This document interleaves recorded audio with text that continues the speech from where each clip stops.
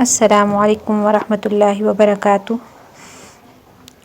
ایک مرتبہ حضرت جبرائیل علیہ الصلاۃ والسلام نبی علیہ الصلاۃ والسلام کے پاس آئے تو آپ علیہ الصلاۃ والسلام نے دیکھا کہ حضرت جبرائیل علیہ الصلاۃ والسلام کچھ پریشان ہیں، تو نبی علیہ الصلاۃ والسلام نے فرمایا، جبریل کیا معاملہ ہے کہ آج میں آپ کو غمزدہ دیکھ رہا ہوں؟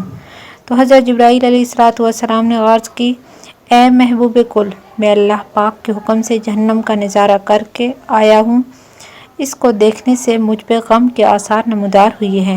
نبی علیہ الصلاۃ والسلام نے فرمایا، جبریل مجھے بھی جہنم کے حالات بتاؤ۔ حضرت جبرائیل علیہ الصلاۃ والسلام نے عرض کی، جہنم کے کل 7 درجے ہیں، ان میں جو سب سے نیچے والا درجہ ہے، اللہ اس میں منافقوں کو رکھے گا۔ اس سے اوپر والے چھٹے درجے میں اللہ تعالیٰ مشرک لوگوں کو ڈالیں گے۔ اس سے اوپر 5ویں درجے میں اللہ تعالیٰ سورج اور چاند کی پرستش کرنے والوں کو ڈالیں گے۔ چوتھے درجے میں اللہ پاک آتش پرست لوگوں کو ڈالیں گے۔ تیسرے درجے میں اللہ تعالیٰ یہود کو ڈالیں گے، اور دوسرے درجے میں اللہ تعالیٰ عیسائیوں کو ڈالیں گے۔ یہ کہہ کر حضرت جبرائیل علیہ الصلاۃ والسلام خاموش ہو گئے تو نبی علیہ الصلاۃ والسلام نے پوچھا، جبریل آپ خاموش کیوں ہو گئے؟ مجھے بتاؤ کہ پہلے درجے میں کون ہوں گے؟ تو حضرت جبرائیل علیہ الصلاۃ والسلام نے عرض کی، اے اللہ کے رسول صلی اللہ علیہ وآلہ وسلم، پہلے درجے میں اللہ تعالیٰ آپ کے امت کے گناہ گاروں کو ڈالیں گے۔ جب آپ علیہ الصلاۃ والسلام نے یہ سنا کہ میری امت کو بھی جہنم میں ڈالا جائے گا تو آپ بے حد غمگین ہوئے اور آپ نے اللہ کے حضور دعائیں کرنا شروع کیں۔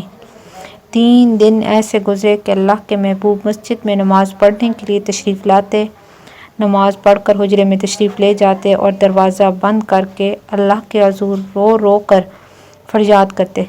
صحابہ حیران تھے کہ نبی صلی اللہ علیہ وآلہ وسلم پہ یہ کیسی کیفیت طاری ہوئی ہے، مسجد سے حجرے جاتے ہیں، گھر بھی تشریف لے کر نہیں جاتے۔ جب تیسرا دن ہوا تو سیدنا ابو بکر رضی اللہ عنہ سے رہا نہیں گیا، وہ دروازے پہ آئے، دستک دی اور سلام کیا، لیکن سلام کا جواب نہیں آیا۔ آپ روتے ہوئے سیدنا عمر رضی اللہ عنہ کے پاس آئے اور فرمایا کہ میں نے سلام کیا لیکن سلام کا جواب نہ پایا، لہٰذا آپ جائیں، آپ کو ہو سکتا ہے سلام کا جواب مل جائے۔ آپ رضی اللہ عنہ گئے تو آپ نے 3 بار سلام کیا لیکن جواب نہ آیا۔ حضرت عمر رضی اللہ عنہ نے حضرت سلمان فارسی رضی اللہ عنہ کو بھیجا لیکن پھر بھی سلام کا جواب نہ آیا۔ حضرت سلمان فارسی رضی اللہ عنہ نے واقعے کا تذکرہ حضرت علی رضی اللہ عنہ سے کیا۔ انہوں نے سوچا کہ جب اتنے عظیم شخصیات کو جواب نہیں ملا سلام کا تو مجھے بھی خود نہیں جانا چاہیے، بلکہ مجھے ان کی نور نظر بیٹی حضرت فاطمہ رضی اللہ عنہا کو بھیجنا چاہیے۔ لہذا آپ نے حضرت فاطمہ رضی اللہ تعالیٰ کو سب احوال بتا دیا۔ آپ حجرے کے دروازے پہ آئیں، ابا جان السلام علیکم۔ بیٹی کی آواز سن کر محبوب کائنات اٹھے، دروازہ کھولا اور سلام کا جواب دیا۔ ابا جان آپ پر کیا کیفیت ہے کہ 3 دن سے آپ یہاں تشریف فرما ہیں؟ نبی صلی اللہ علیہ وآلہ وسلم نے فرمایا کہ جبریل نے مجھے آگاہ کیا ہے کہ میری امت بھی جہنم میں جائے گی۔ فاطمہ بیٹی، مجھے اپنی امت کے گناہ گاروں کا غم کھائے جا رہا ہے اور میں اپنے مالک سے دعائیں کر رہا ہوں کہ اللہ تعالیٰ ان کو معاف کرے اور جہنم سے بری کر دے۔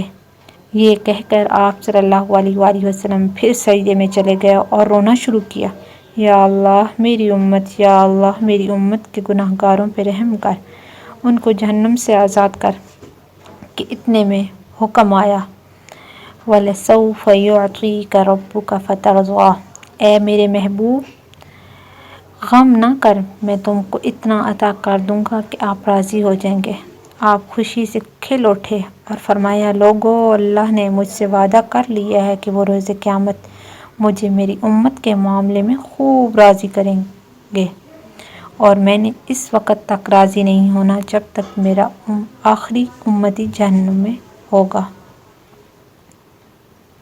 جب تک میرا آخری امتی بھی جنت میں نہ چلا جائے۔ لکھتے ہوئے آنکھوں سے آنسو آ گئے۔